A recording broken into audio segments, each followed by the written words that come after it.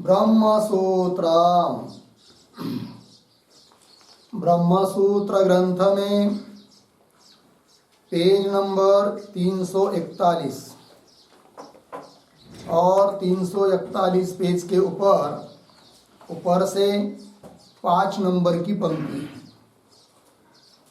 कुतश्च देवादीनाम अनधिकारः। मिल गया?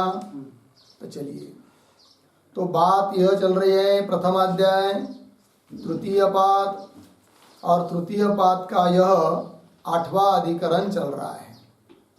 इस अधिकरण का नाम है देवताधिकरणम, और इस अधिकरण का विचार विषय वाक्य बताया कि तत् यो यो देवानां प्रत्यबुद्धत अबुध्यत स एव तदभवत् तथर्षीणाम इत्यादि। तो ब्रह्म विद्या में देवता लोगों का भी अधिकार है, इस बात का निर्णय करने के लिए इस अधिकरण की प्रवृत्ति हुई है। तो देवता लोग भी विग्रह वाले होने के कारण उनका भी ब्रह्म विद्या में अधिकार है, इस बात का निर्णय हुआ। किंतु पूर्व मीमांसक जो कि मंत्रमयी देवता मानते हैं, मंत्रात्मक देवता होती उनके यहाँ, विग्रहवान कोई देवता वो लोग मानते नहीं है।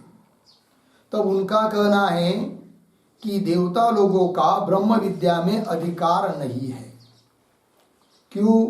कि उन्होंने कारण बताया कि जैसे मधु आदि विद्या में देवता लोगों का अधिकार नहीं है, क्योंकि उस मधु आदि विद्या के उपासना के उपास्य के रूप में सूर्यादि देवता है, वसु आदि है, अतः वही उस विद्या के उपासक हो नहीं सकते। अर्थात उन देवता लोगों का मधु आदि विद्या में अधिकार नहीं है। तो जैसे मधु आदि विद्या में अधिकार नहीं है देवता लोगों का, उसी प्रकार ब्रह्म विद्या में भी उनका देवता लोगों का अधिकार नहीं है। क्योंकि मधु विद्या जैसी विद्या है, उस प्रकार ब्रह्म विद्या भी विद्या है। अतः ब्रह्म विद्या में देवता लोगों का अधिकार नहीं है। इस बात को पूर्व पक्ष ने अर्थात पूर्व मीमांसकों ने सूत्र नंबर 31 में बताया। किंतु उनको पूछेंगे उस मीमांसकों को कि अरे भाई, भले किसी का एक कर्मादि में एक चीज में अधिकार नहीं है, इसका मतलब अन्य जगह भी अधिकार नहीं रहता है, ऐसा तो कोई बन नहीं सकता नियम। जबकि आप कह रहे हो कि देवता लोगों का मधु आदि विद्या में अधिकार नहीं है, तो ब्रह्म विद्या में भी अधिकार नहीं है। हो सकता है मधु आदि विद्या में अधिकार न हो, किंतु इसका मतलब ये थोड़ी है कि ब्रह्म विद्या में भी अधिकार नहीं होगा। जैसे राजसूय नाम का याग है, उसमें ब्राह्मणों का अधिकार नहीं है, क्षत्रियों का अधिकार है। तो ब्राह्मणों का अधिकार नहीं है राजसूय याग में, इसका मतलब ये थोड़ी है कि अन्य किसी भी याग में ब्राह्मणों का अधिकार नहीं है। बृहस्पति याग में तो अधिकार है किनका? ब्राह्मणों का। तो जैसे वहां पर इस बात को नहीं कह सकते कि राजसूय याग में ब्राह्मणों का अधिकार नहीं है, अतः बृहस्पति यागों में भी अधिकार नहीं है, ये नहीं कह सकते। उस प्रकार देवता लोगों का मधु आदि विद्या में अधिकार न होने पर भी ब्रह्म विद्या में भी अधिकार नहीं है, ये तुम्हारा कहना ठीक नहीं है। और कोई यदि कारण हो तो बताओ कि जिसके बल पर आप कह रहे हो कि देवता लोगों का ब्रह्म विद्या में अधिकार नहीं है। तो कौन और कारण है वो हमको बताओ। वही पूछ रहे हैं, कुतश्च देवादीनाम अनधिकारः, देवादीनाम अनधिकारः कुतः, क्यों है बताओ हमको। तब वो पूर्व मीमांसक अब पुनः और एक सूत्र दे रहे हैं, और उस 32 नंबर के सूत्र के माध्यम से पुनः और कुछ कारण बता रहे हैं कि जिससे देवता लोगों का ब्रह्म विद्या में अधिकार सिद्ध नहीं होगा। तो क्या वो कारण है, तो उसको उसका चिंतन करने के पहले सूत्र का उच्चारण और अर्थ देख लेंगे। तो सूत्र है ज्योतिषी भावाच्च, ज्योतिषी भावाच्च, इस प्रकार 3 पद का यह सूत्र है। तो चलिए इस सूत्र के बारे में थोड़ा सा हम लोग लिख लेते हैं। तो लिखेंगे सूत्रावतरणम।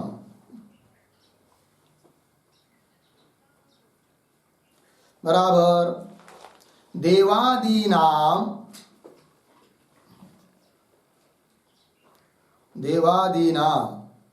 विग्रहाद्यभावात् विग्रहादि अभावात्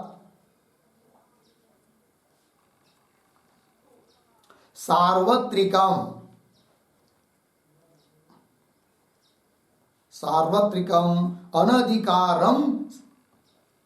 अनधिकारम पूर्वमीमांसकः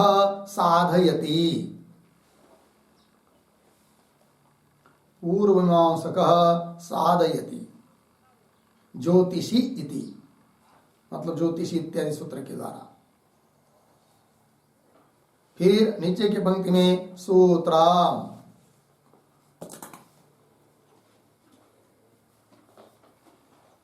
है ज्योतिषी भावाच्च 1:3:32।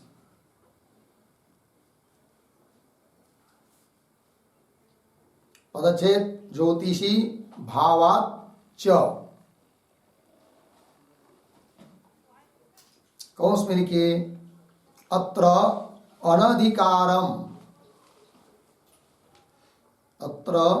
अनधिकारम इति पदम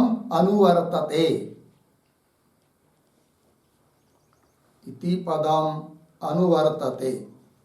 पूर्ण विराम कौंस बंद। फिर नीचे पदार्थोक्ति।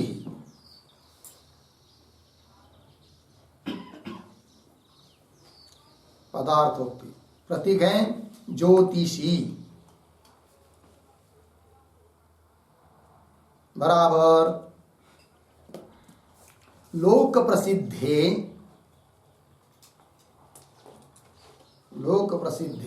ज्योतिर्मंडले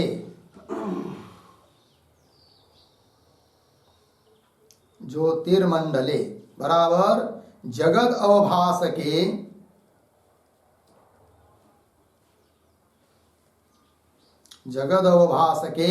प्रसिद्ध सूर्ये। ठीक, आगे प्रतीक भावाच्च बराबर प्रयोगाच्च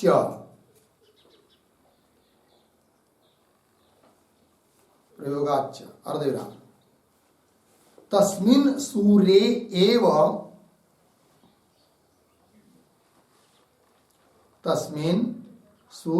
एव अलौकिकयोः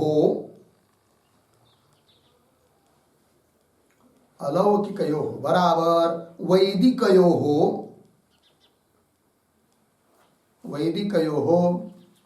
आदित्य शब्द प्रत्यययोः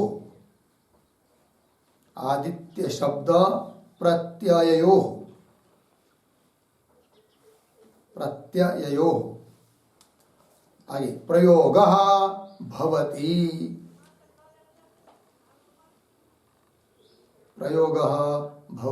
पूर्ण विराम। आदित्यादयः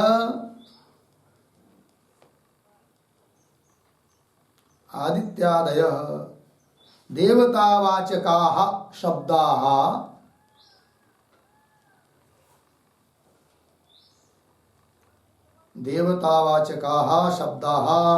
तत्र एव प्रयुज्यन्ते।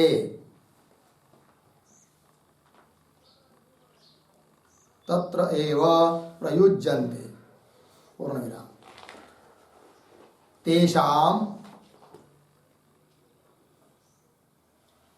तेषां कौंस में लिखिए सूर्याग्निवायवादीनां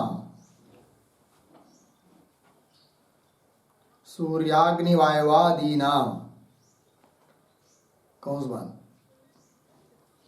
आगे अचेतनत्वात्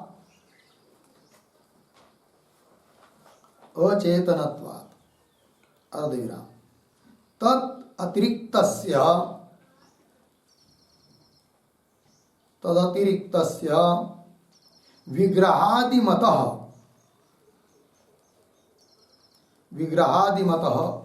चेतनस्य प्रत्यक्षादि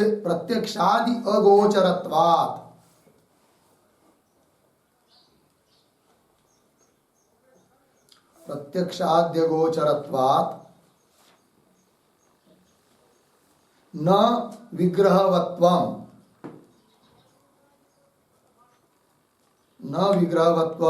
देवादीनां भवति।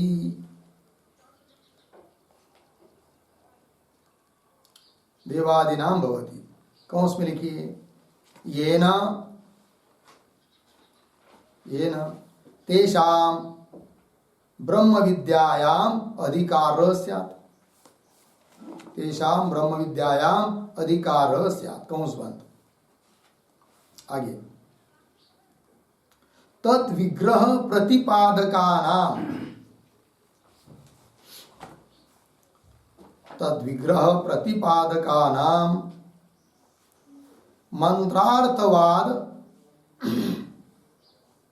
मंत्रार्थवाद इतिहास पुराण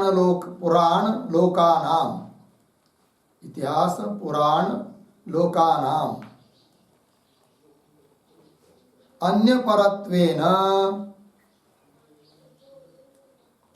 अन्यपरत्वेन स्वार्थे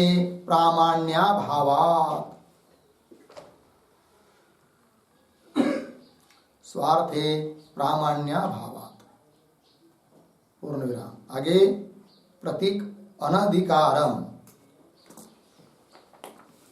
जिसकी अनुवृत्ति से लाया है जिस पद को, तो वही अनधिकारम बराबर देवानां विद्यायाम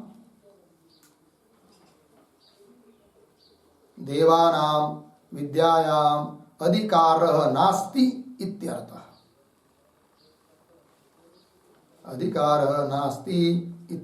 पूर्ण विराम। आगे देवानां विग्रह अभावेन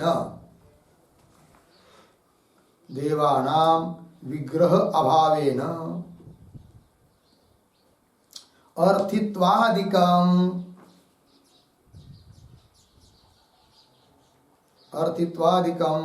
न संभवति।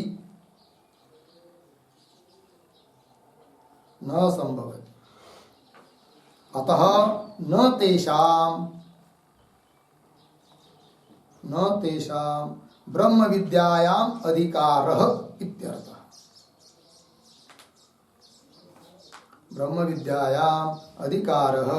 इत्यर्थः। ठीक। अर्थ देखिए भाई, तो अवतरण में लिखा है देवादीनां विग्रहादि अभावात्। देवादिक लोक विग्रह वाले नहीं है, विग्रहादि का अभाव है उनमें।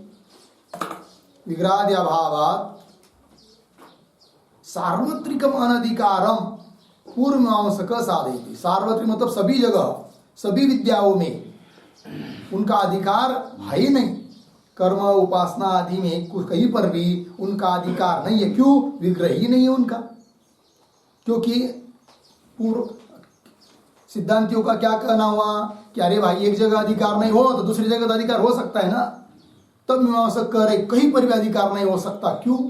विग्रह ही नहीं है। यदि विग्रह रहता, देवता लोग विग्रह वाले रहते, विग्रह मतलब शरीरधारी रहते, तब आपका कहना ठीक था कि एक जगह अधिकार नहीं है तो दूसरी जगह हो सकता है। किंतु उनको शरीर रूप विग्रह ही नहीं है, इसका मतलब कहीं पर भी उनका अधिकार नहीं है। इस बात को सिद्ध कर रहे अब पूर्वमीमांसक। बात लग रही? तो वही दे रहे हैं देवादीनां विग्रहादि अभावात् सार्वत्रिकम अनधिकारम साधयति। पूर्वमीमांसक ज्योतिषी इत्यादि सूत्र के द्वारा। तो आइए, तो सूत्र हुआ ज्योतिषी भावाच्च, और उसमें उसका अर्थ करने के लिए पीछे के सूत्र से एक पद आया अनुवृत्ति अनधिकारम। तो पदार्थोक्ति में बता रहे हैं कि ज्योतिषी ये पद लिया।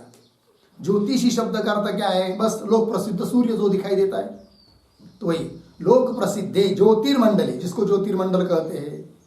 है कि नहीं, जो जगत का प्रकाशन कर रहा है, ऐसा जो प्रसिद्ध सूर्य, उसको कह दिया यहाँ पर ज्योतिष शब्द से, ज्योतिषी।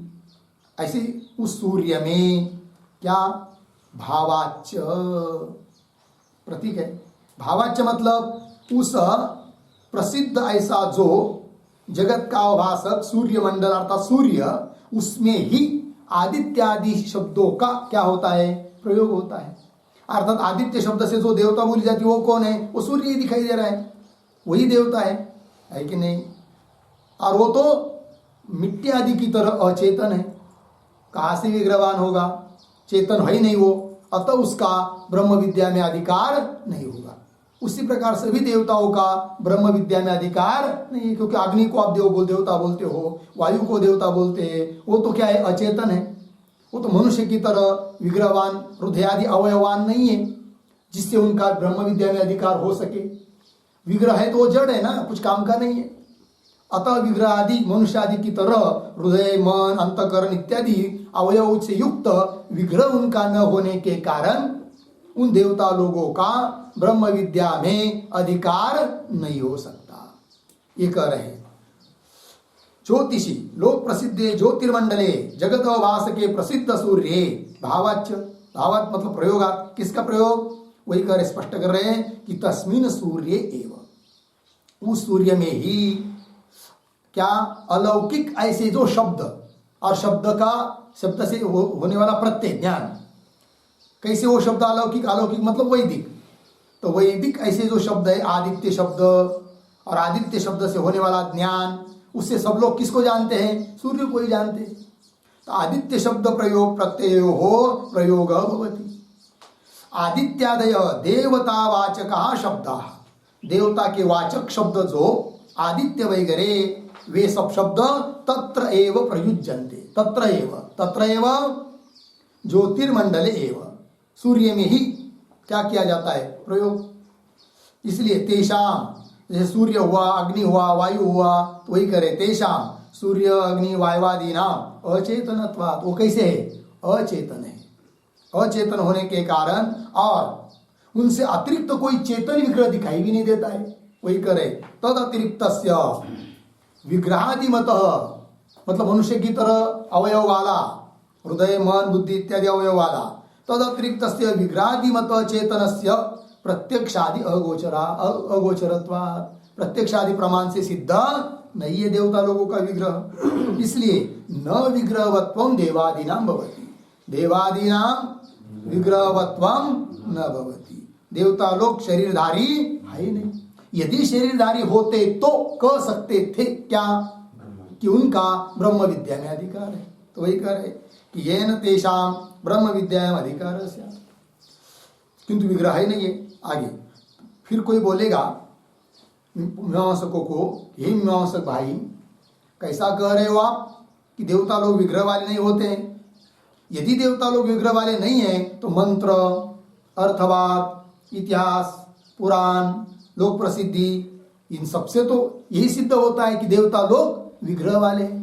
और कैसा आप कहते हो कि विग्रह वाले नहीं है, तब मीमांसक बोल रहे इस पर, तद विग्रह प्रतिपादका नाम, तद विग्रह तद देवता, देवता लोगों का विग्रह का प्रतिपादन करने वाले मंत्र, अर्थवाद, इतिहास, पुराण और लोक मतलब लोक प्रसिद्धि, ये अन्य परत्वेन, उनका स्वार्थ में तात्पर्य नहीं है, सचमुच विग्रह बताने में तात्पर्य नहीं है, अन्य अर्थ में उनका तात्पर्य है। तो अन्य परत्वेन स्वार्थे प्रामाण्य भावात्, उनका जो स्वार्थ है, प्रत्यक्ष प्रतीत होने वाला जो अर्थ है, उसमें उनका क्या नहीं है, तात्पर्य नहीं है, प्रामाण्य नहीं है।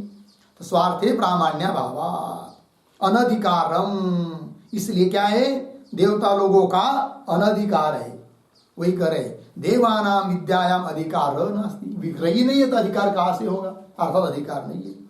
तो वही लिख रहे देवानाम विग्रह अभावेन, देवता लोगों का विग्रह न होने के कारण, विग्रह अभावेन अर्थित्वादिकम न संभवती, देवता लोगों में अर्थित्व, सामर्थ्यत्व इत्यादि संभव नहीं है, क्योंकि विग्रह ही नहीं है।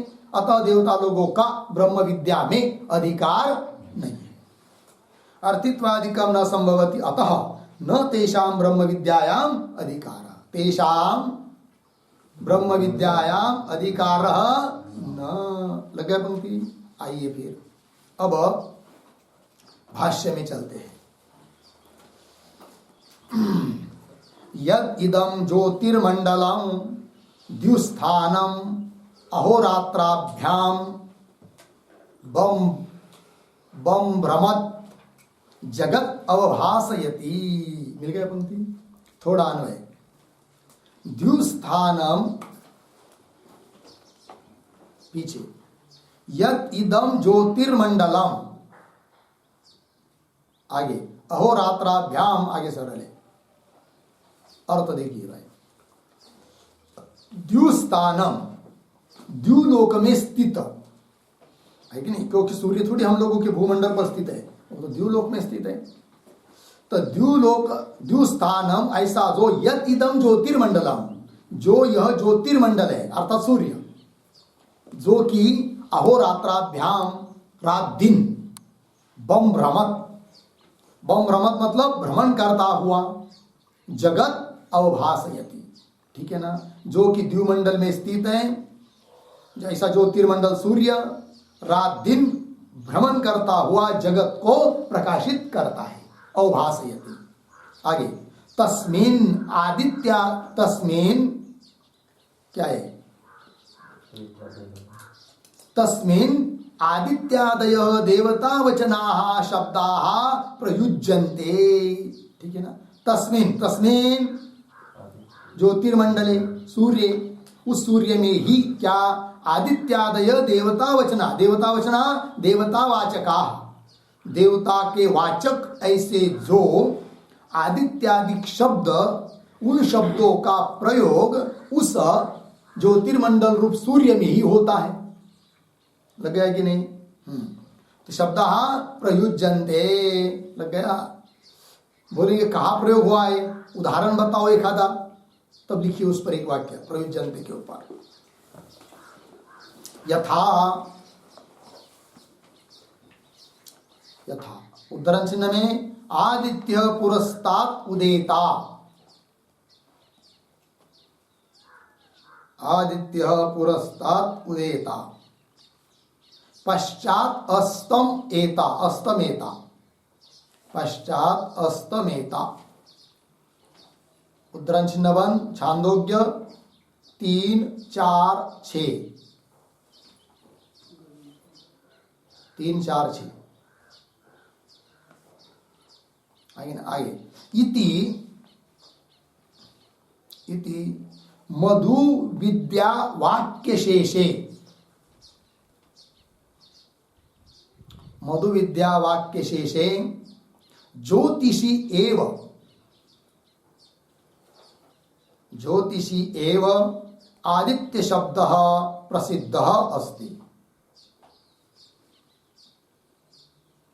आदित्य शब्द प्रसिद्ध अस्ति, ठीक है। देखो भाई अर्थ, तो श्रुति का प्रमाण दे दिया, आदित्य पुरस्तात् उदेता, आदित्य पूर्व दिशा में उदित होता है और पश्चिम दिशा में अस्त को जाता है, अस्त होता है, उसका लय होता है। तो इस वाक्य में, ये कहाँ का वाक्य है, मधु विद्या का जो प्रकरण है उसमें अंतिम अंतिम आया हुआ यह निर्णायक वाक्य है। तो मधु विद्या वाक्य शेष में क्या कहा कि ज्योतिषी एव, सूर्य में ही आदित्य शब्द प्रसिद्ध अस्ति, आदित्य शब्द का प्रयोग सूर्य में ही किया हुआ है। लग गया कि नहीं? आइए फिर, मतलब देवतावाचक जो शब्द है उनका प्रयोग कई विग्रहवान देवता विशेष में नहीं किया गया। जैसे हम लोगों को व्यवहार में देवदत्त, यज्ञदत्त ये शब्दों का प्रयोग करते कि नहीं, किसने करते हैं कि विग्रहवान किसी देवता में ही करते ना। उस प्रकार देवतावाचक शब्द जो आदित्यादि, उनका प्रयोग वेद में भी और लोक में भी तो जो प्रसिद्ध आकाश स्थित सूर्य है उसमें ही किया जा रहा है, जबकि वो घट आदि की तरह अचेतन जैसा है, ठीक है ना, हृदय आदि अवयव वाला तो है ही नहीं है कि जिससे उसमें ब्रह्म विद्या का अधिकार हो सके। आइए देखिए, तस्मिन् आदित्यादय देवता वचना शब्दा प्रयुज्यन्ते। आगे चलिए, लोक प्रसिद्धे वाक्य शेष प्रसिद्धेश्च। तो बोलेंगे देवतावाचक शब्दों का प्रयोग सूर्य आदि में होता है, कैसा आपको पता चला? तो कई कह रहे लोक प्रसिद्धि, लोक प्रसिद्धि है। आदित्य शब्द से लोग समझते किसको? सूर्य को। और वाक्य शेष, वाक्य शेष अभी दे दिया आपको। कौन सा? आदित्य पुरस्तात् उदेता पश्चात अस्तमेता, ये वाक्य शेष है। वाक्य शेष प्रसिद्धेश्च, लग गई इतना। आगे चलिए। न च ज्योतिर्मंडलस्य हृदयादिना विग्रहेण अर्धविराम चेतनतया अर्धविराम अर्थित्वादिना वा योगः अवगंतुम शक्यते। क्यों? मृदादिवत अचेतनत्व अवगमात। ठीक है, देखिए भाई एक एक बात को। तो ये जो पंक्ति है कि नहीं, न च ज्योतिर्मंडलस्य, उसके पूर्व में एक वाक्य लिखते हैं छोटा, तर्हि ज्योतिःपिंडानाम एव, ज्योतिःपिंडानाम एव अधिकारः अस्तु, अधिकारः अस्तु अर्धविराम तत्र आह न च इति। ठीक है, देखिए अर्थ। तो अभी तक पूर्व में क्या कहा कि देवतावाचक आदित्यादि शब्दों का प्रयोग ज्योतिर्मंडल अर्थात सूर्यादि में हुआ है, अतः वे तो कोई विग्रहवान नहीं है, अतः उनका अधिकार नहीं हो सकता ब्रह्म विद्या में। तब पूर्व पक्षी बोल रहा है क्या कि ज्योतिपिंडा नाम एवं अधिकार अस्तु, ज्योतिपिंड अर्थात जो सूर्यादि का आकार है, आकृति है, उनका ही मान लो क्या ब्रह्म विद्या में अधिकार। तो कह रहे, उसके लिए उत्तर दे रहे न च। तो देखिए भाई, न का अन्वय बाद में, तो कैसा? च ज्योतिर्मंडलस्य हृदयादिना विग्रहेण, एक बात, चेतनतया दो बात, अर्थित्वादिना वा योग अवगंतुम न शक्यते, न का अन्वय शक्यते के साथ। तो तीन वाक्य बनेंगे इसमें। कैसा? ज्योतिर्मंडलस्य हृदयादिना विग्रहेण योग अवगंतुम न शक्यते, एक बात। दूसरा वाक्य, ज्योतिर्मंडलस्य चेतनतया योग अवगंतुम न शक्यते। तीसरा वाक्य, ज्योतिर्मंडलस्य अर्थित्वादिना वा योग अवगंतुम न शक्यते। योग, योग संबंध, योग शब्द का अर्थ यहां पर क्या है? संबंध। तो देखिए, ज्योतिर्मंडल जो सूर्य है दिखाई दे रहा है, उसका हृदयादि विग्रहेण, हृदयादि, हृदय मन बुद्धि इंद्रिय इत्यादि अवयव वाला जो विग्रह होता है कि नहीं, ऐसे विग्रह के साथ योग अर्थात संबंध अवगंतुम न शक्यते, नहीं जाना जा सकता है कि नहीं। हो रहा है, उसका आकार दिखाई दे रहा है घटादि की तरह, वो तो अचेतन है, उसका कहाँ अधिकार होगा ब्रह्म विद्या में? अधिकार होने के लिए विग्रह चाहिए कि नहीं? विग्रह मतलब कैसा विग्रह चाहिए? शरीर जिसमें हृदय हो, मन हो, बुद्धि हो, जानने की क्षमता हो, ऐसा विग्रह चाहिए ना। जड़ विग्रह को लेकर क्या करेंगे? अर्थात देवता लोगों का अधिकार नहीं होगा किसमें? ब्रह्म विद्या में, ये कहना चाहते मीमांसक। तो देखिए फिर, तो हृदयादि ना विग्रह न, हृदयादि रूप विग्रह के साथ उस ज्योतिर्मंडल का संबंध की कल्पना नहीं कर सकते। और वो ज्योतिर्मंडल कोई चेतन पदार्थ है, चेतन का उसके साथ संबंध है, ऐसा भी जान नहीं सकते। और यदि चेतन नहीं है वो, उसको हृदय नहीं है, बुद्धि नहीं है, तो अर्थित्व उसमें कहां से आएगा? अर्थित्व मतलब फल की कामना आदि, फल की इच्छा आदि, मोक्ष मुझे प्राप्त हो जाए इत्यादि, वो कहां से आएगा? अर्थित्व सामर्थ्यत्व आदि कहां से आएंगे? नहीं आएंगे। तो उसका भी अर्थित्व आदि का भी योग अर्थात संबंध उस ज्योतिर्मंडल के साथ है, ऐसी कल्पना कर नहीं सकते। अवगंतुम न शक्यते। क्यों? हेतु दे रहे, मृदादिवत अचेतनत्व अवगमान। मृत मिट्टी, मिट्टी जैसी अचेतन है, उस प्रकार वो ज्योतिर्मंडल जो है सूर्यादि वे भी कैसे प्रतीत हो रहे हैं? अचेतन, जड़। तो मृदादिवत अचेतनत्व अवगमात, अचेतन है ये जाना जाता है। लग गया अर्थ? तो कुल मिलाकर क्या सिद्ध हुआ कि ज्योतिर्मंडल जो सूर्य कि जिसमें देवतावाचक शब्दों का प्रयोग होता है अर्थात देव रूप से उसको कहा जाता है, उसका ब्रह्म विद्या में अधिकार कह नहीं सकते, क्योंकि वो उसका न तो विग्रह है, न तो वो चेतन का साथ उसके साथ संबंध है, चेतन है वो, और मतलब चेतन तत्व भी नहीं है, और अर्थित्वादि भी उसमें है ही नहीं है। उसी प्रकार जैसे देवतावाचक शब्द का प्रयोग सूर्य में है, उस प्रकार देवतावाचक शब्द जो अग्नि, वायु, इनका भी प्रयोग लोक में कहा होता है, प्रसिद्ध अग्नि आदि में होता है। उनका भी कोई विग्रह नहीं है, वे भी चेतन नहीं है, और उसमें भी अर्थित्वादिक नहीं है। अग्नि में, वायु में, भूमि में, जिसको देवता शब्द से कहते हैं, अतः उनका भी ब्रह्म विद्या में अधिकार नहीं है। वही कह रहे एतेन अग्न्यादय व्याख्याता। मिल गया ना? एतेन मतलब सूर्य का खंडन कर दिया कि नहीं, उसी से इसका भी क्या हो गया, निराकरण हो गया। एतेन अग्न्यादय व्याख्याता, एतेन का पूर्व में एक वाक्य लिखते हैं, तो लिखते हैं अग्न्यादीनाम, अग्न्यादीनाम अधिकारम आशंक्य, अधिकारम आशंक्य आह एतेन इति। पूर्ण विराम। आगे अग्नि, वायु, भूमि, अग्नि, वायु, भूमि इत्यादि शब्दानाम, इत्यादि शब्दानाम अचेतन वाचित्वेन, अचेतन वाचित्वेन आदित्य शब्दवत्, आदित्य शब्दवत् हो गया ना, अर्थात आदित्य शब्दवत् अचेतन वाचित्वेन, फिर आगे अग्न्यादय व्याख्याता, ये पूरा हो जाता है। अर्थ को देखिए भाई, अग्न्यादि नाम, कोई कहेगा कि अग्नि, वायु इत्यादि देवता लोगों का अधिकार मान लेंगे, शंका करेगा, तब उत्तर दे रहे अग्न्यादि नाम अधिकारम आशंक्य, अधिकार है कि क्या, उत्तर है कि नहीं, उनका भी अधिकार नहीं है।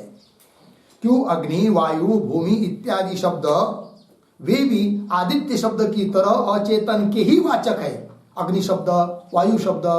अतः अग्नि शब्द, वायु इत्यादि शब्दों के द्वारा कहे जाने वाले जो प्रसिद्ध अग्नि आदिक है, उनका भी क्या ब्रह्म विद्या में अधिकार नहीं है। आइए, एतेन अग्न्यादय व्याख्याता हो गया ना। आगे स्यात् एतत् भाष्य में, तो स्यात् एतत् इत्यादि जो पंक्ति चालू हो रही है उसके ऊपर लिखिए आक्षेप।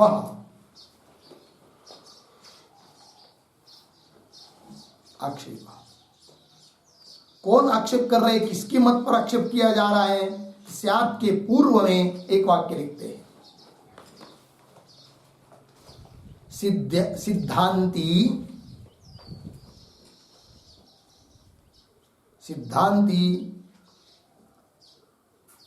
पूर्वमीमांसकं प्रति, पूर्वमीमांसकं प्रति शंकते, शंकते स्यात् एतत् इति। ठीक, सिद्धांति अर्थात वेदांति पूर्वमीमांसक के मत पर शंका कर रहे हैं, तो आक्षेप सिद्धांतियों के द्वारा किया जा रहा है। ठीक है, तो पंक्ति को देखिए, स्यात् एतत्, क्या मंत्र अर्थवाद इतिहास पुराण लोकेभ्यः देवादीनां विग्रहवत्वादि अवगमात् अयम अदोषः इति, मतलब इति चेत, फिर कह रहे आगे न, तो न से उत्तर देने वाले हैं मीमांसक लोग इसके, इस आक्षेप का। तो आक्षेप का स्वरूप क्या है वो पहले समझ लीजिए। क्या स्यात् एतत् ठीक है, तुम कह रहे हो, किंतु देवता लोगों को तो विग्रहवान मानना ही चाहिए, सिद्धांति बोल रहे हैं। बोलेंगे क्यों? प्रमाण है आपके, हमारे पास। क्या प्रमाण है? एक तो मंत्र, अर्थवाद, इतिहास, पुराण और लोक प्रसिद्धि, इन सब के बल पर हम कहेंगे कि देवता लोग विग्रह वाले हैं। देवानाम विग्रहवत्वादि अवगमात, देवादि विग्रह वाले ये जाना जा रहा है। अब विग्रह वाले यदि सिद्ध हो जाते देवता लोग तो ब्रह्म विद्या में अधिकार सिद्ध हो जाता है, और विग्रह वाले सिद्ध नहीं होते तो ब्रह्म विद्या में अधिकार नहीं।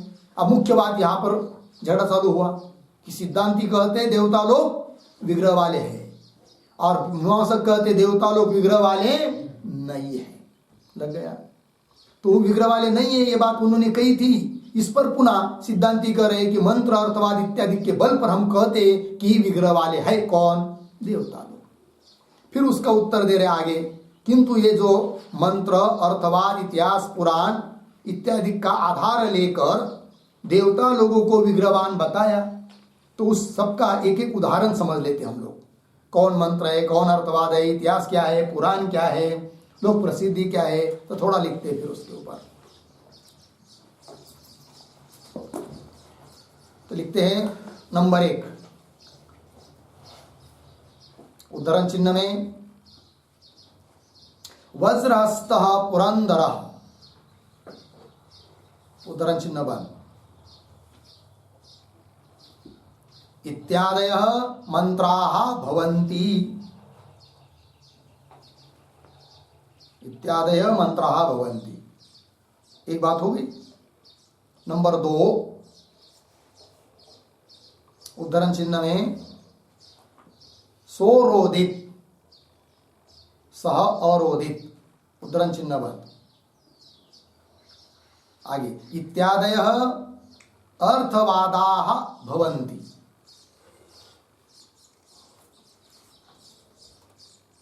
अर्थवादाः भवन्ति। ठीक। आगे नंबर 3 और 4 एकत्र, उद्धरण चिन्ह में इष्टान भोगान हि वो देवा, इष्टान भोगान हि वो देवा दास्यन्ते यज्ञ भाविताः, दास्यन्ते यज्ञ भाविताः, उद्धरण चिन्ह बंद, अर्धविराम। ठीक। आगे दूसरे उद्धरण चिन्ह में ते तृप्ताः तर्पयन्ति एनम, तर्पयन्ति एनम सर्व काम फलैः शुभैः, उद्धरण चिन्ह बंद। 2 वाक्य हुई इसमें। आगे इत्यादीनि इतिहास पुराणानि वाक्यानि भवन्ति, इत्यादीनि इतिहास पुराणानि वाक्यानि भवन्ति। पहला वाक्य इतिहास का है, दूसरा वाक्य पुराण का दिया। इतिहास पुराणानि वाक्यानि भवन्ति हो गया। आगे नंबर 5, लोके अपि, लोके अपि चित्रकाराः, चित्रकाराः दंडहस्तं यमं, दंडहस्तं यमं लिखन्ति, लिखन्ति बराबर रचयन्ति, अर्धविराम। वज्रहस्तं इंद्रम, वज्रहस्तं इंद्रम लिखन्ति, पूर्ण विराम। इति इति विग्रहादि अवगमात्, विग्रहादि अवगमात् बराबर विग्रहादि पंचक सद्भावात्, विग्रहादि पंचक सद्भावात्। आगे अदोष, अदोष बराबर अनधिकार दोष नास्ति इत्यर्थः, अनधिकार दोष नास्ति इत्यर्थः, पूर्ण विराम। आगे विग्रहादि पंचकम तु, विग्रहादि पंचकम तु, आगे ड्यास देकर उद्धरण चिन्ह में श्लोक लिखिए। विग्रहो हविषाम भोग, विग्रहो हविषाम भोग, ऐश्वर्यं च प्रसन्नता, ऐश्वर्यं च प्रसन्नता, पूर्ण विराम। उत्तरार्ध देखिए। फलदान, फलदान मित्येतत्, फलदान मित्येतत् पंचकम, पंचकम विग्रहादिकम, पंचकम विग्रहादिकम, पूर्ण विराम। उद्धरण चिन्ह बात आगे। मंत्रादिभ्य प्रमाणेभ्य, मंत्रादिभ्य प्रमाणेभ्य विग्रहादि पंच धर्म सत्वात्, विग्रहादि पंच धर्म सत्वात् देवानां, देवानां विद्यायाम अधिकारः अस्ति, देवानां विद्यायाम अधिकारः अस्ति, पूर्ण विराम। विग्रहादि सत्वेन, विग्रहादि सत्वेन अर्थित्वादीनां, अर्थित्वादीनां संभवात्, संभवात् अधिकार अस्ति इत्यर्थः, अधिकार अस्ति इत्यर्थ। देखिए भाई अर्थ सिद्धांती बोल रहे मीमांसक के प्रति कि मंत्र इत्यादि प्रमाण के बल पर विग्रहवान देवता सिद्ध हो जाने के कारण देवता लोगों में ब्रह्म विद्या का अधिकार है। तो बोलेंगे कौन प्रमाण है वो बताओ एक एक। तो मंत्र रूप प्रमाण दे दिया। वज्रस्त पुरंदर, ये मंत्र है। हाथ में वज्र लिया हुआ इंद्र, तो हाथ में वज्र रूप शस्त्र, जो भी शस्त्रास्त्र होगा वो तभी ले सकता है जब विग्रहवान रहेगा। इस मंत्र से सिद्ध होता है देवता कैसी है, विग्रहवान है। इत्यादि मंत्राः भवन्ति। और स अरोदित, वो रोया, वो अग्नि रोया है कि नहीं। तो रोने में तात्पर्य नहीं है, किंतु अर्थवाद है वो। किंतु उस अर्थवाद वाक्य के बल पर भी सिद्ध हो जाता है कि देव विग्रह वाला है, क्योंकि रोना तभी संभव है जब विग्रहवान रहेगा। तो स अरोदित इत्यादि अर्थवादा भवन्ति। और बोलेंगे इतिहास, हाँ इतिहास भी है, पुराण भी है। इतिहास का वाक्य इष्टान भोगान ही वो देवा दास्यन्ते यज्ञ भाविताः, ठीक है। थोड़ा अन्वय, यज्ञ भाविताः देवाः,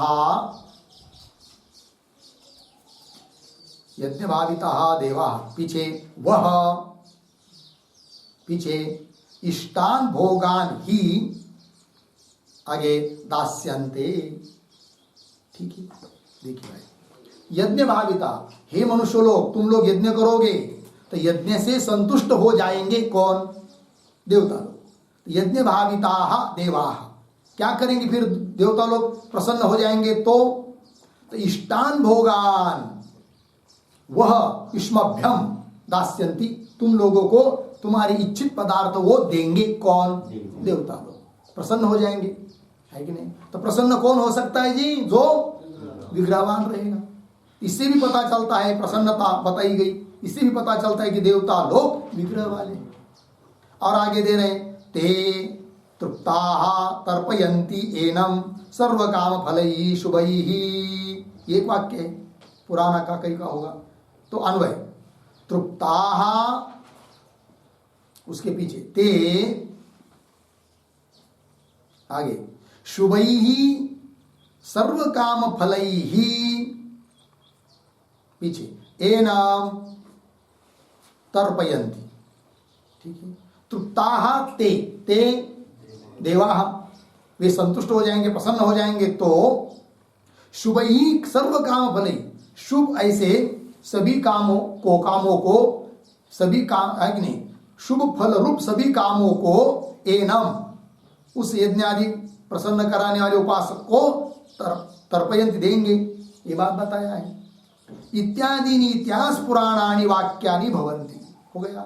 और लोके अपि, लोक में भी प्रसिद्ध है कि यमराज नाम सुनते ही लोग समझ जाते हैं, क्या बहुत अक्राल विकराल होगा, उसके हाथ में शस्त्र होगा, भैंस पर बैठा होगा, भैंसी पर है कि नहीं, काला काला होगा, ऐसा लोग के सामने आकृति आती है कि नहीं, यमराज नाम सुनते ही। इसका मतलब देवता लोग भी कैसे हैं, विग्रह वाले। और किसी चित्रकार को कह दे यहाँ पर चित्र निकालो यमराज जी का, तो कैसा चित्र निकलता है फिर, हाथ में दंड लिया हुआ आकृति वाला। इसका मतलब लोक में भी ये बात प्रसिद्ध है कि देवता लोग विग्रह वाले होते हैं। वही करे लोक्यापि चित्रकाराः दंडहस्तम यमम लिखन्ति रचयन्ति, बनाते हैं। और इंद्र का चित्र निकालो ऐसा कह दिया तो वज्रहस्तम इंद्रम लिखन्ति, हाथ में वज्र लिया हुआ है कि नहीं, ऐसा चित्र निकालते हैं। इति विग्रहादि अवगमा, विग्रहादि अवगमत मतलब विग्रहादि 5 होते हैं, विग्रहादि पंचक सद्भावा, विग्रहादि 5 विद्यमान है, अतः देवता लोग विग्रहवान है, ये कह रहे हैं। इसलिए अदोष, कोई दोष नहीं, मतलब अनधिकार दोष नास्ति, अर्थात अधिकार है किनका, देवता लोगों का ब्रह्म विद्या में।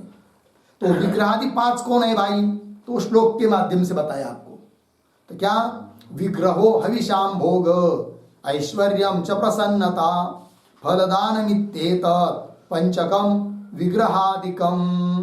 अन्वय पूर्वार्ध सरल है, विग्रह अर्धविराम, हविषाम भोग अर्धविराम, ऐश्वर्यम अर्धविराम, प्रसन्नता अर्धविराम। आगे चलिए, फलदानम इति एतत् विग्रहादिकम पंचकम, ऐसा अन्वय। ये 5 है भाई, क्या विग्रह है उनमें, विग्रह मतलब शरीर है उनका। हविषाम भोग, यदि हविष पदार्थ हम लोग यज्ञ में डालते हैं तो उनका वो क्या करते हैं, भोग करते हैं, वो भोग करते हैं, ये दूसरी बात। ऐश्वर्य वो में उनके पास प्रसन्न होते हैं वो, और फल भी देते हैं उपासकों को। इससे पता चलता है कि देवता लोग सब विग्रह वाले हैं। फलदानम इति एतत्, ये सब विग्रहादि 5 हुए, इनसे पता चलता है कि देवता लोग विग्रह वाले हैं। आगे चलिए, मंत्रादिभ्य प्रमाणेभ्य, मंत्र इत्यादि प्रमाणों के बल पर, प्रमाणों से ये बात सिद्ध है कि विग्रहादि पंचक धर्म सत्वात्, इन प्रमाणों से विग्रहादि 5 धर्म की विद्यमानता रहने से देवानाम विद्यायाम अधिकार अस्ति, विग्रह वाले देवता लोग होने के कारण देवताओं का विद्या में अधिकार है। विग्रहादि सत्वेन, और विग्रह होने के कारण उनमें अर्थित्वादि भी, किसमें, देवता लोगों में। तो विग्रहादि सत्वेन अर्थित्वादि नाम संभवात, अर्थित्व सामर्थ्यत्व ये भी उनमें है देवता लोगों में, अतः उनका ब्रह्म विद्या में अधिकार है। ये सिद्धांति ने कहा मीमांसक के प्रति, ऐसा आक्षेप किया। ठीक है, अब उसका उत्तर दे रहे मीमांसक। क्या उत्तर दे रहे, आगे चलिए भाष्य में। न इति उच्यते, मिल गया। तो न इति उच्यते इत्यादि जो पंक्ति है उसके ऊपर लिखिए पूर्व पक्षिणः समाधानम।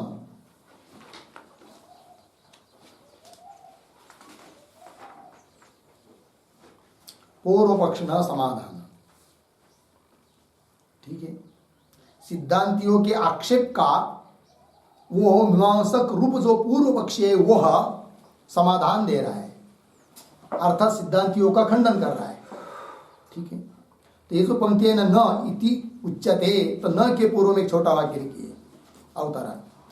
देवादीनाम विग्रहादि पंचकम,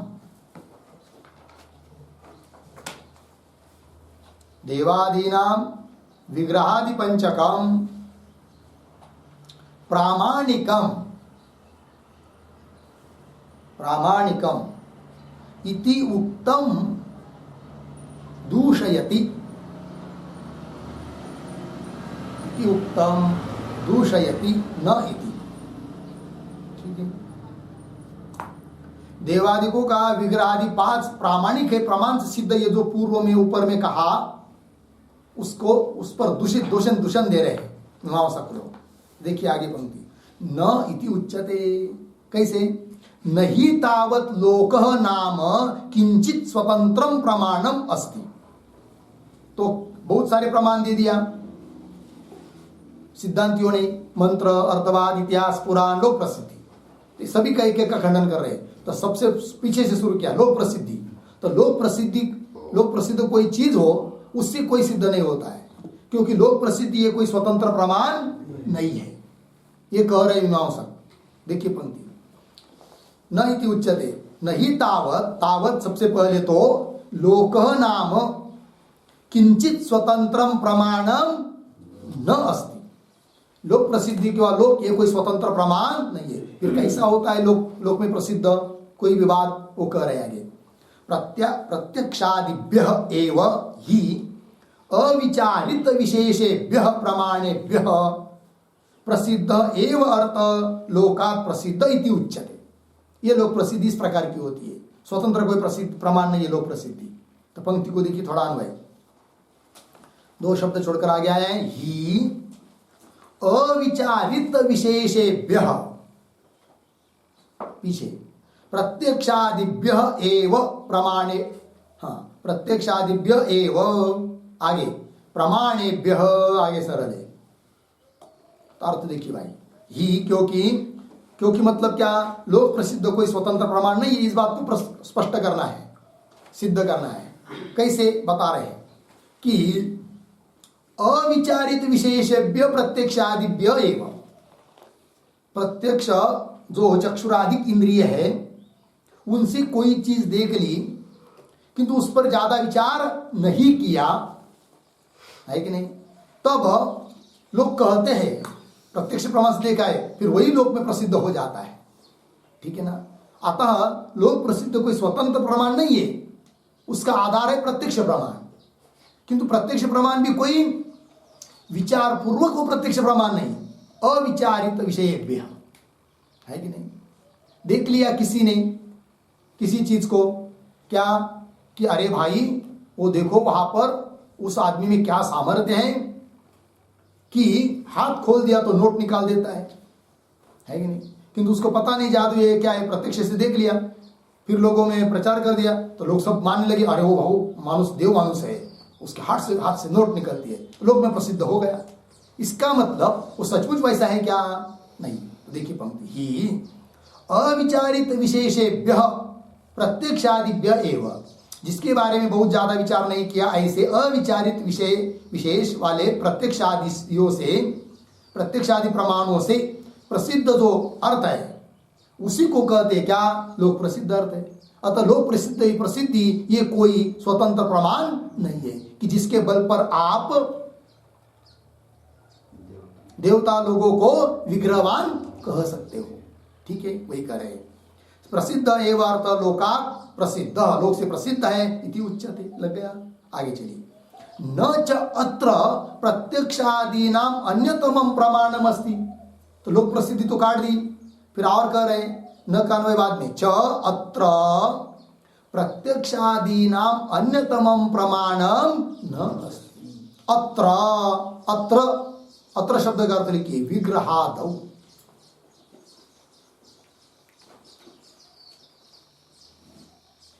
अत्र मतलब विग्रहादौ। तो देखिए भाई, देवता लोगों का विग्रह सिद्ध करने में प्रत्यक्षादियों में से कोई भी प्रमाण नहीं है।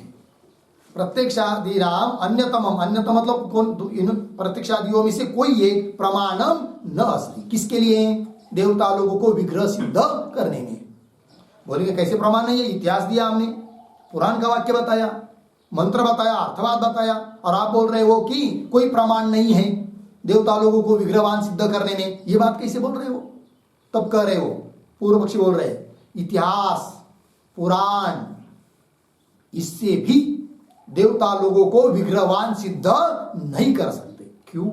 बता रहे हो, इतिहास पुराणम अपि पौरुषेयत्वात् प्रमाणांतरम मूलम आकांक्षति, थोड़ा अन्वय, इतिहास पुराणमपि पौरुषेयत्वात्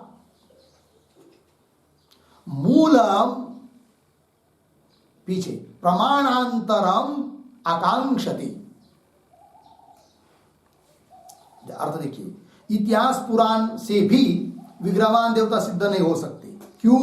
कि इतिहास पुराणम अपनी पौरुषेयत्वात्, वो कैसे है? पौरुष, पौरुष पुरुषकृत है, पुरुषों ने रचे हुए हैं, बनाए हुए हैं। इतिहास मतलब महाभारत आदि, पुराण मतलब विष्णु पुराण, शिव पुराण वगैरह वगैरह, है कि नहीं? बहुत सारे पुराण हैं, 18 पुराण। तो इतिहास पुराणम अपनी पौरुषेयत्वात्, पुरुषकृत होने के कारण मूलम प्रमाणांतरम आकांक्षति, वो भी उनको भी चाहिए, कोई मूल चाहिए, मूल कोई प्रमाण चाहिए। मतलब कुछ किसी का आधार लिए बिना वो अपनी स्वतंत्र बात को बता नहीं सकते, मूल उनको कोई प्रमाण चाहिए। जैसे स्मृति आदि ग्रंथ लिखते हैं कि नहीं, स्मृति आदियों का मूल कौन है? वेद मूलक होती है कौन? स्मृतियां। उस प्रकार इतिहास पुराण के लिए भी मूल तो कोई प्रमाण लगता है।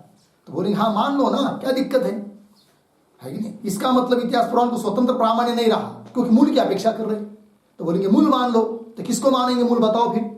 तो कोई कहेगा अर्थवाद को मूल मान लो, है कि नहीं? मंत्रों को मूल मान लो। तो वो मीमांसक कहते मंत्र मूलक, अर्थवाद मूलक यदि आप इतिहास पुराण ऐसा मानोगे तो उन इतिहास पुराण के बल पर देवता लोग विग्रहवान हैं, इस बात की सिद्धि नहीं कर पाओगे। क्योंकि इतिहास पुराण का मूल यदि आप अर्थवाद और मंत्रों को मान रहे हैं तो उन अर्थवाद और मंत्रों से ही पहले सिद्ध नहीं होता है क्या कि विग्रहवान देवता है करके। तब उसके आधार पर लिखे गए इतिहास पुराण से कैसा सिद्ध होगा कि विग्रहवान देवता है करके, है कि नहीं? अतः यद्यपि इतिहास पुराण का मूल अर्थवाद आदि नहीं है, किंतु मानेंगे तो उससे भी सिद्ध नहीं होगा। वही दे रहे आगे की पंक्ति में, अर्थवादा अपि विधिना एक वाक्यत्वात् स्तुत्यर्थः सन्तः न पार्थक अर्थेन देवादीनां विग्रहादि सद्भावे कारण भावं प्रतिपद्यन्ते। ठीक है, ये जो अर्थवाद आए ना, पंक्ति चालू हुई, उसके पूर्व में एक छोटा वाक्य, इतिहासादीनां मूलम, इतिहासादीनां मूलम अर्थवादाः मंत्राः वा स्युः, अर्थवादाः मंत्राः वा स्युः इति आशंक्य आह, इति आशंक्य आह अर्थवादा इति। ठीक है, इतिहासादिकों का मूल अर्थवाद या मंत्र को मान लो, ऐसा यदि कोई बोलता है तो उसके लिए उत्तर दे रहे अर्थवादा इत्यादि पंक्ति से। तो आइए भाष्य में, तो अर्थवादाः अपि विधिना एक वाक्यत्वात्, अर्थवाद वाक्य जितने होते कि नहीं, स्तुति या निंदा परक वाक्य, उनका स्वार्थ में तात्पर्य नहीं होता है। अर्थात निंदा परक वाक्य का निंदा करने में तात्पर्य नहीं है, स्तुति परक वाक्य का स्तुति में तात्पर्य नहीं है, अपितु विधि वाक्य के साथ उनकी एक वाक्यता होती है। विधेय जो अर्थ है उसकी स्तुति करने के लिए अर्थवाद होता है, और स्तुति क्यों करते हैं? स्तुति के लिए स्तुति नहीं है, तो विधि में प्रवृत्त हो जाए वो व्यक्ति, उसके लिए स्तुति है। अर्थात विधि वाक्यों के साथ एक वाक्यता बन जाती है, किनकी? अर्थवादों की। अतः अर्थवाद वाक्य स्वतंत्र रूप से किसी अर्थ को बता नहीं सकता कि जिसको मूल मानकर आप इतिहास को भी प्रमाण मानोगे। लग गया? आइए देखिए, अर्थवादा अपि विधिना, विधि वाक्य के साथ एक वाक्यत्वात्, विधि वाक्य के साथ एक वाक्यता उनकी हो जाने के कारण, अर्थात विधि वाक्य के द्वारा जो अर्थ बताया जा रहा है उसी अर्थ को बताने के लिए तत्पर रहता है कौन? अर्थवाद। तो अर्थवादाः अपि विधिना एक वाक्यत्वात् स्तुत्यर्थाः सन्त, स्तुति परक होते वो, इसलिए न पार्थक अर्थेन देवादीनां विग्रहादि सद्भावे कारण भाव प्रतिपद्यन्ते। पार्थक अर्थेन, पार्थक अर्थेन मतलब विधि वाक्य के अर्थ से भिन्न स्वतंत्र रूप से देवता लोगों को विग्रहवान बताने में समर्थ नहीं है। कौन? अर्थवाद। कारण भाव को प्राप्त नहीं होता है, वही कह रहे। न पार्थक अर्थे न स्वतंत्र अर्थ के रूप में देवादीनाम विग्रहादि सद्भावे, विग्रहादि देवता लोगों का है इस बात को बताने में कारण भावम न प्रतिपद्यन्ते, न कारण वही किधर है कि नहीं, न प्रतिपद्यन्ते प्राप्त नहीं होते हैं। हाँ आगे फिर बोलेंगे मंत्र को मान लो इत्यासाधिक का मूल, तब कह रहे नहीं। मंत्राः अपि श्रुत्यादि विनियुक्ताः प्रयोग समवायिनः अर्थाभिधानाः प्रयोग समवायिनः अभिधानार्थाः न कस्यचित् अर्थस्य प्रमाणम इति आचक्षते। ठीक है, थोड़ा अन्वय। श्रुत्यादि विनियुक्ताः, पीछे आइए, मंत्राः अपि, आगे प्रयोग समवायिन, आगे सरल है। ठीक है, तो श्रुत्यादि विनियुक्ताः मिल गया जी। श्रुत्यादि विनियुक्ताः मतलब श्रुति आदि विधि के साथ गृहीत होते कौन? मंत्र। प्रयोग विधि जिसको बोलते हैं। तो श्रुत्यादि विनियुक्ताः मंत्राः अपि, श्रुत्यादि के साथ है कि नहीं, प्रयोग में आने वाले जो मंत्र वे भी स्वतंत्र रूप से विग्रहवान देवता को बता नहीं सकते। फिर किस अर्थ को बताते वो मंत्र? तब करे प्रयोग समवायिनः, प्रयोग करते समय वो उनका जो अर्थ है उसको स्मरण कराते हैं। तो प्रयोग समवायिन अभिधानार्थाः कौन? मंत्राः। न कस्यचित् अर्थस्य प्रमाण, किसी स्वतंत्र अर्थ में वो प्रमाण नहीं हो सकते। कौन? मंत्र। ठीक है, इति आचक्षते। इस वाक्य के ऊपर एक वाक्य लिखते हैं तब शब्दों का अर्थ स्पष्ट होगा। लिखते व्रीहादिवत,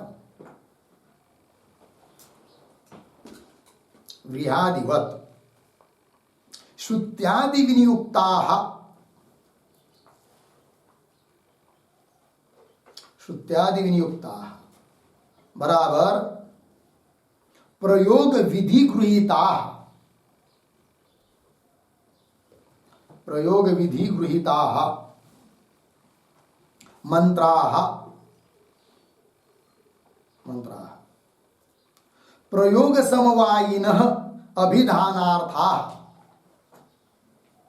प्रयोग समवायिनः अभिधानार्थाः बराबर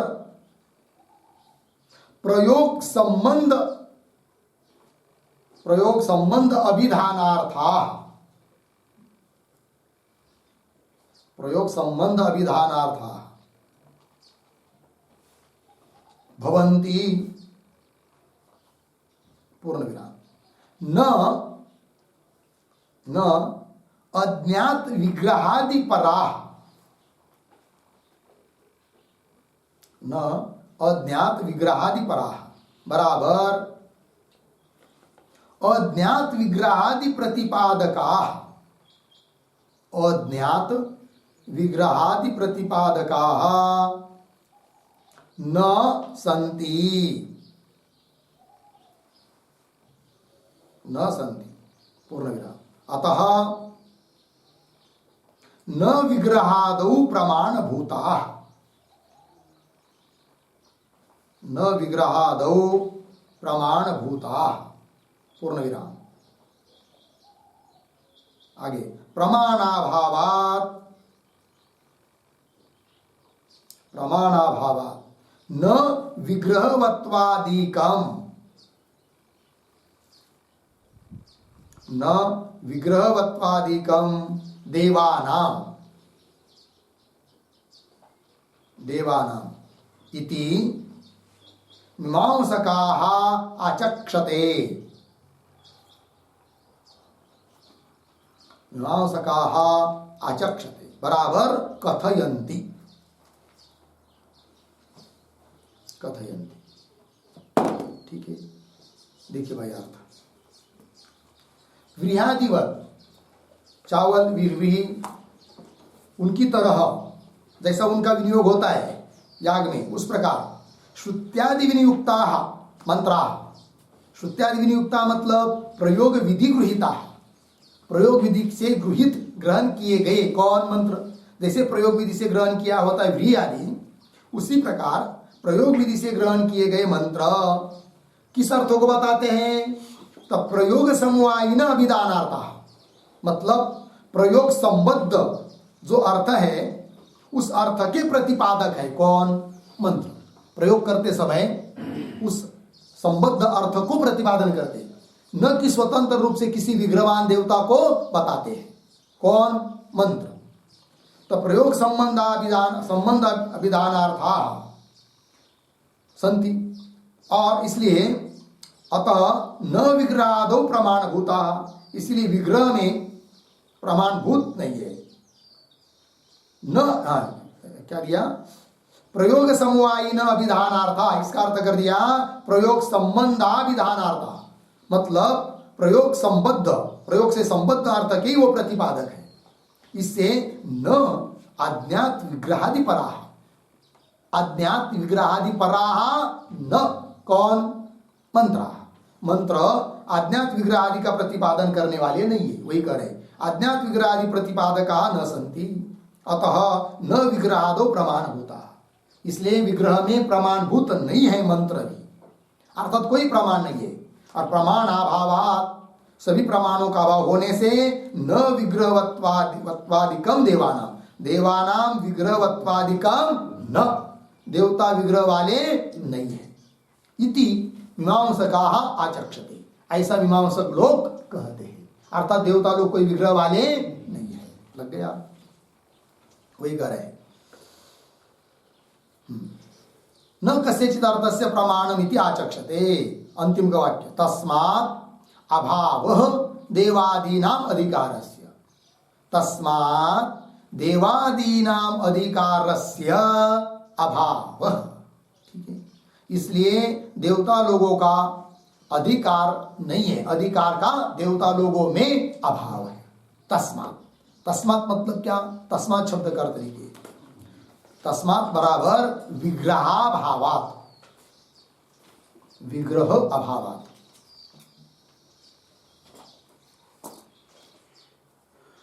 विग्रह का अभाव होने के कारण देवता लोगों का ब्रह्म विद्या में अधिकार नहीं है। इस बात को कह दिया पूर्व मीमांसकों ने, ठीक है।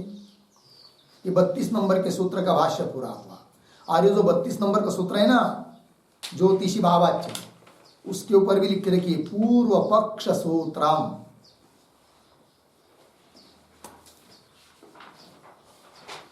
पूर्व पक्ष सूत्रम, ठीक है। आइए अब इन दो सूत्रों के द्वारा पूर्व पक्षी मीमांसक उसने इस बात को सिद्ध किया कि देवता लोगों का ब्रह्म विद्या में अधिकार नहीं है। क्यों, क्या, सब उन्होंने बताया। अब उनका खंडन करने के लिए आगे का इस अधिकरण का अंतिम सूत्र आ रहा है। तो सूत्र का उच्चारण और अर्थ देख लेते हैं। तो सूत्र 33 नंबर का है, भावं तु बादरायणोस्ति हि, भावं तु बादरायणोस्ति, 1 3 33, भावं तु बादरायणः अस्ति हि, ठीक है। तो आइए इस सूत्र के बारे में थोड़ा लिख लेते हैं। तो सूत्रावतरणम बराबर पूर्व मीमांसक मते, पूर्व मीमांसक मते मंत्रात्मक देवता मन्यते, मंत्रात्मक देवता मन्यते, अर्धविराम, न विग्रहवती, न विग्रहवती, पूर्ण विराम, तेन तेषां मते, तेन तेषां मते ब्रह्म विद्यायाम ब्रह्म विद्यायां देवानां अधिकारः नास्ति। अधिकारः नास्ति। पूर्णविराम। सिद्धान्ते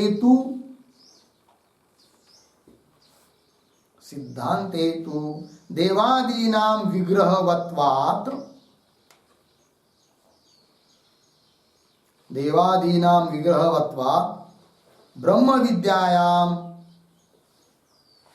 ब्रह्म विद्यायां अधिकारः अस्ति।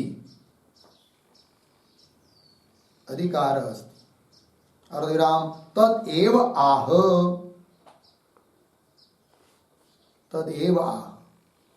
फिर नीचे के पंक्ति में सूत्रम भावम तु बादरायणोस्ति 1:3-33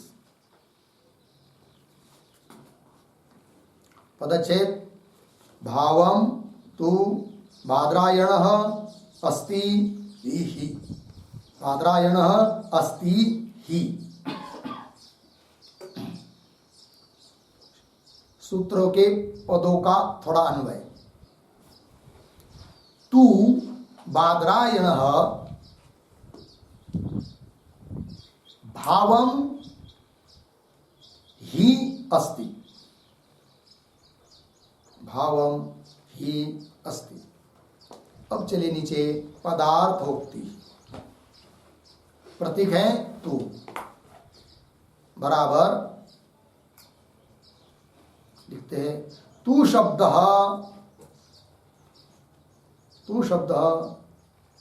सूत्रद्वयोक्त पूर्व पक्ष। सूत्रद्वयोक्त पूर्व पक्ष व्यावर्तकः अस्ति। सूत्रद्वयोक्त पूर्व पक्ष व्यावर्तकः अस्ति। पूर्णविराम। आगे प्रतीक बादरायणः बराबर बादरायणः आचार्य। बादरायणः आचार्य। पूर्णविराम। आगे प्रतीक भावम बराबर देवादीनां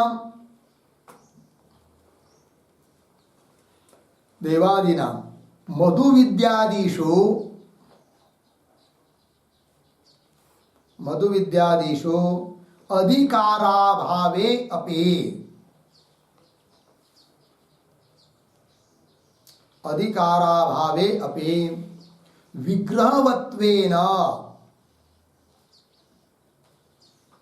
विग्रहवत्वेन निर्गुण ब्रह्म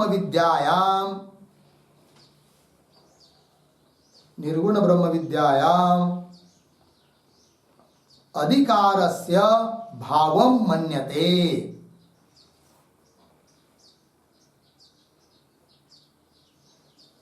अधिकारस्य भावं मन्यते। हो गया। पूर्णविराम। आगे प्रतीक ही बराबर यतः। पूर्णविराम।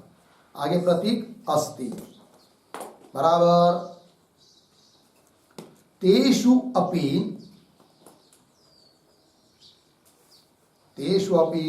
अर्थित्व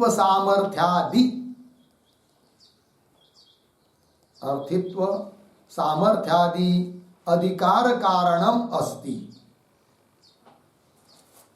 अधिकार कारणम अस्ति एव। पूर्णविराम।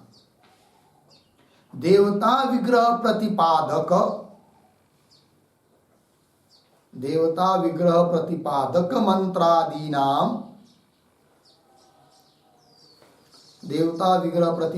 मंत्रादीनां प्रमाणांतर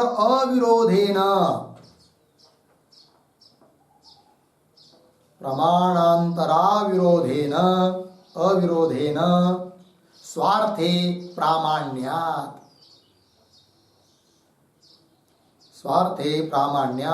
तेषाम्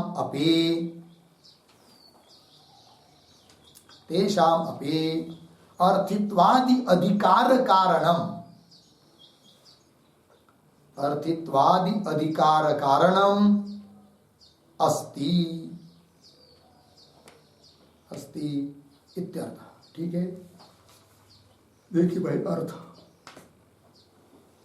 अवतरण में लिखा कि पूर्वांशक मत में मंत्रात्मक देवता मानी गई है, विग्रह वाली देवता नहीं मानी गई। इससे तेना तेषां मते, उस पूर्वांशक के मत में ब्रह्म विद्यायाम देवानाम अधिकार नास्ति, ब्रह्म विद्या में देवता का अधिकार नहीं है क्योंकि विग्रह वाली देवता है नहीं। किंतु सिद्धांत में तो देवता विग्रह वाली है और विग्रह वाली होने के कारण उनमें अर्थित्वादि भी हो सकता है, अतः देवता लोगों का भी ब्रह्म विद्या में अधिकार है सिद्धांत मत। उसी बात को स्पष्ट कर रहे सूत्र के माध्यम से। तब सूत्र बताया भावम तु बादरायणोस्ति ही।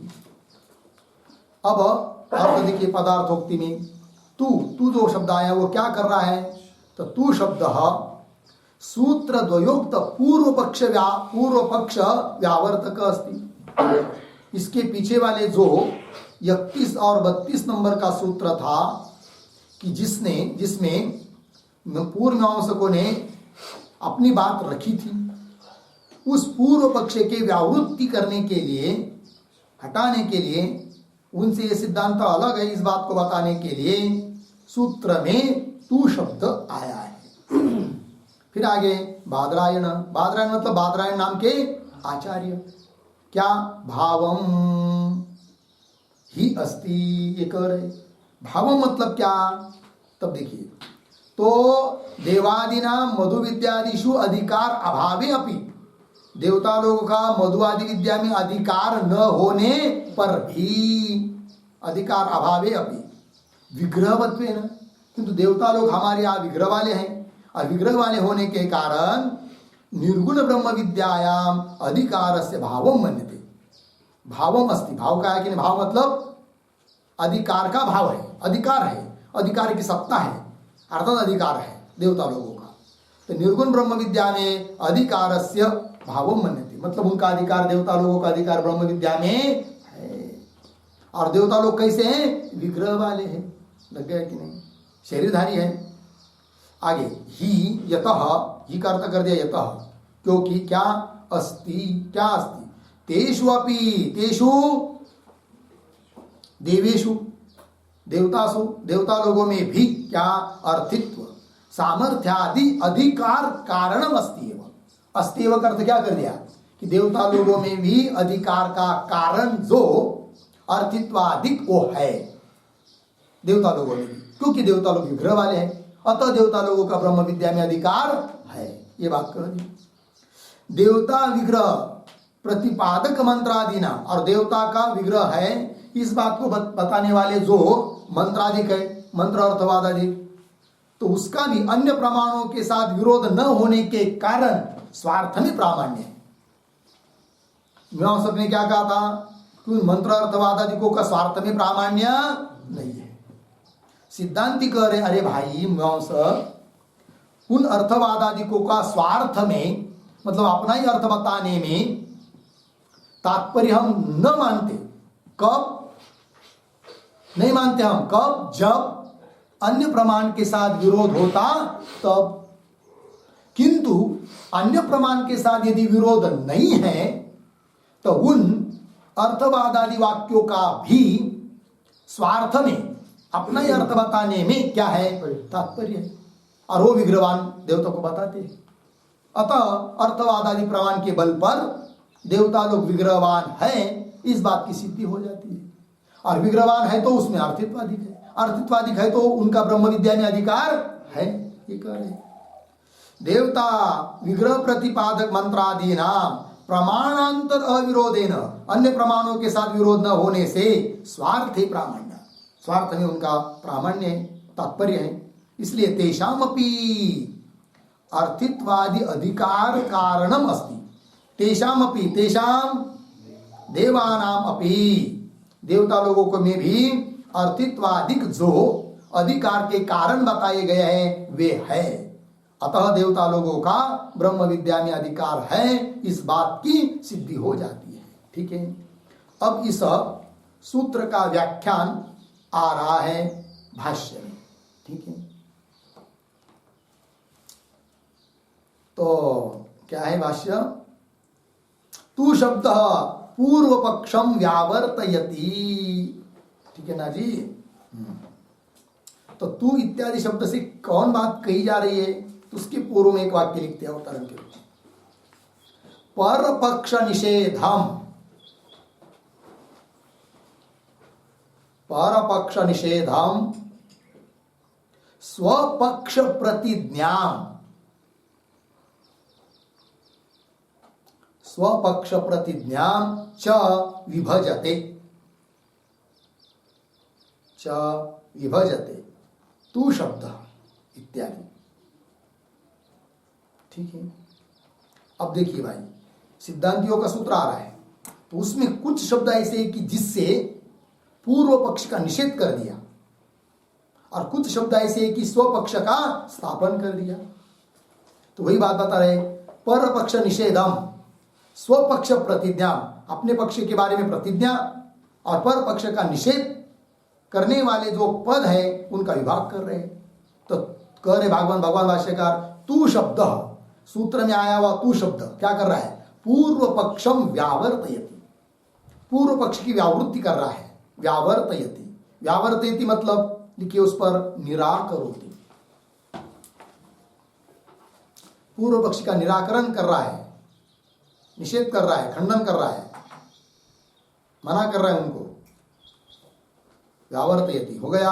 आइए मूल में, बादरायण तु आचार्य भावम अधिकारस्य देवादीनाम अपि मन्यते। ठीक है, थोड़ा अन्वय, बादरायण तु आचार्य,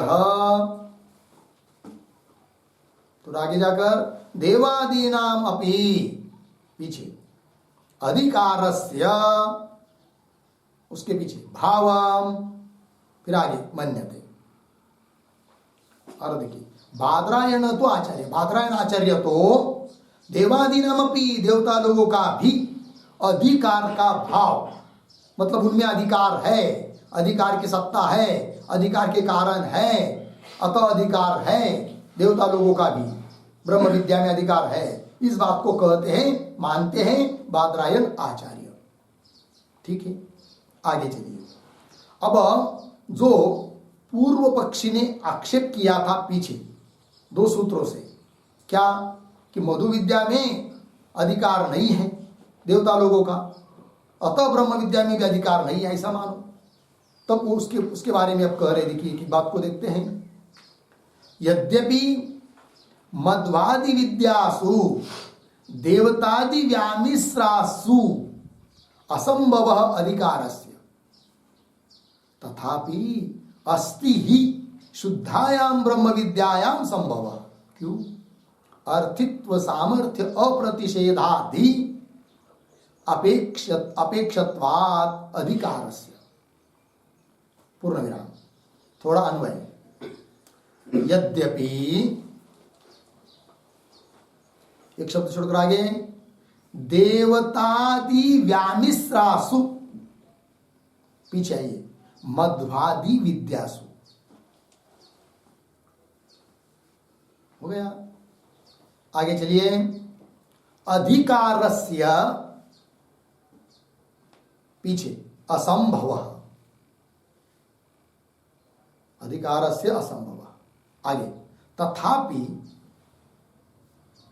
तथापि थोड़ा आगे, शुद्धायाम ब्रह्म विद्यायाम,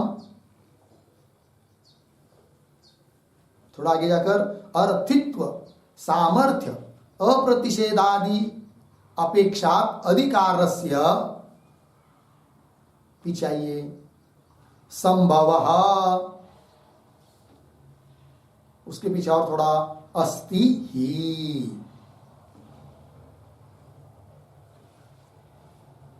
ठीक है, देखिए भाई, यद्यपि यह बात सही है क्या कि देवतादि व्यामिश्रासु मधुवादि विद्यासु, क्या अधिकारस्य असंभव, देवता लोगों का अधिकार नहीं है। कहा?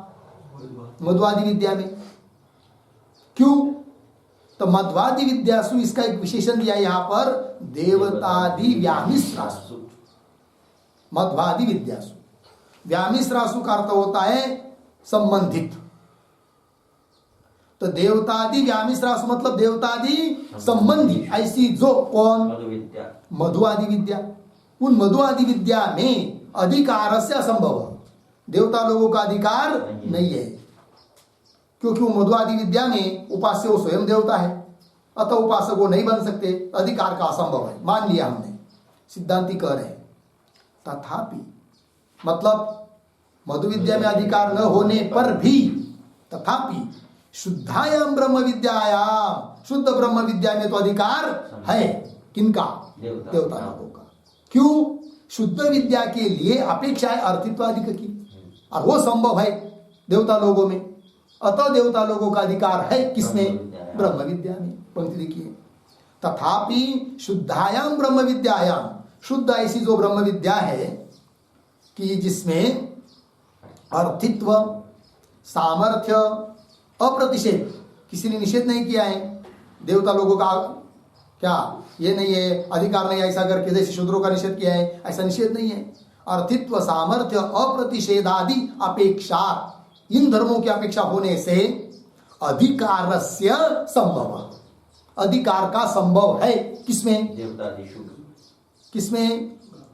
शुद्धायाम ब्रह्म विद्यायाम, शुद्धायाम ब्रह्म विद्यायाम अधिकारस्य संभवः अस्ति। केशाम?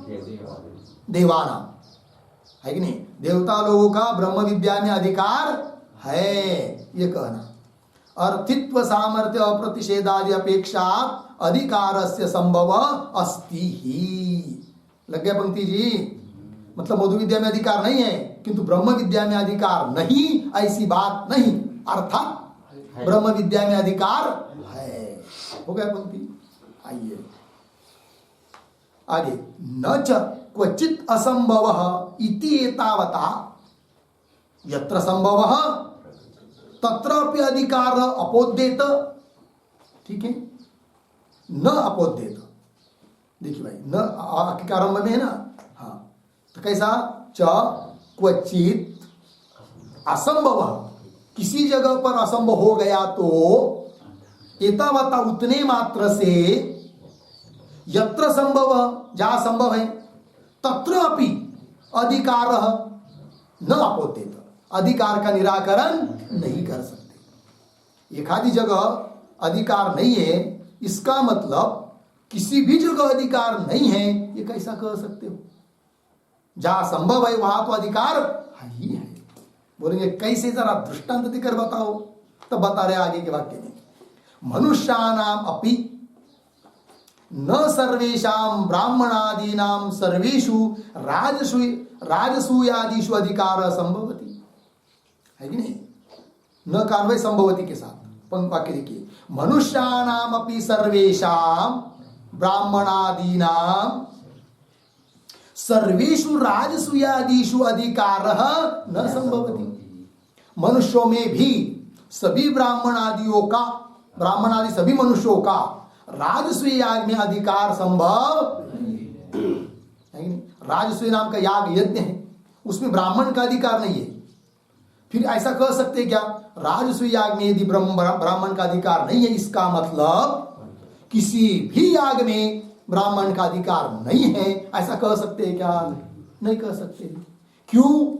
उन्हीं श्रुतियों ने ब्राह्मणों का अधिकार बृहस्पति याग में बताया है कि नहीं? फिर जैसे ब्राह्मण का राजसूय याग में अधिकार न होने पर भी बृहस्पति याग में अधिकार है, उसी प्रकार देवता लोगों का मधु आदि विद्या में अधिकार न होने पर भी ब्रह्म विद्या में तो अधिकार है, ये सिद्धांती कह रहे हैं। लग रही पंक्ति? आइए, संभवति तत्र यह न्याय स अत्रापि भविष्यति, है कि नहीं? वो राजसूय याग आदि में जो न्याय है ना, जो युक्ति है ना, वो यहां पर भी लगा। वो ठीक है ना। तत्र यह न्याय सह अत्रापि भविष्यति, लग गया। इस पर एक वाक्य लिखिए, यत्र यस्य अधिकारः, यत्र यस्य अधिकारः संभवति सः तत्र अधिकारी, सः तत्र अधिकारी इति न्यायः, इति न्यायः तुल्यः इत्यर्थः।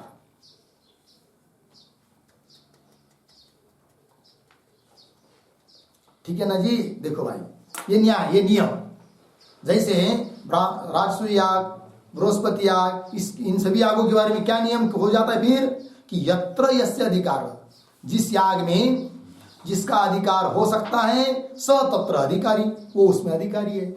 वही न्याय यहाँ पर, युक्ति यहाँ पर लगाएंगे क्या कि यत्र, जिसमें ब्रह्म विद्या आदि में जिसका अधिकार बताया है, देवता लोगों का भी अधिकार है, वह वहां का अधिकारी, अर्थात देवता लोगों का ब्रह्म विद्या में अधिकार है।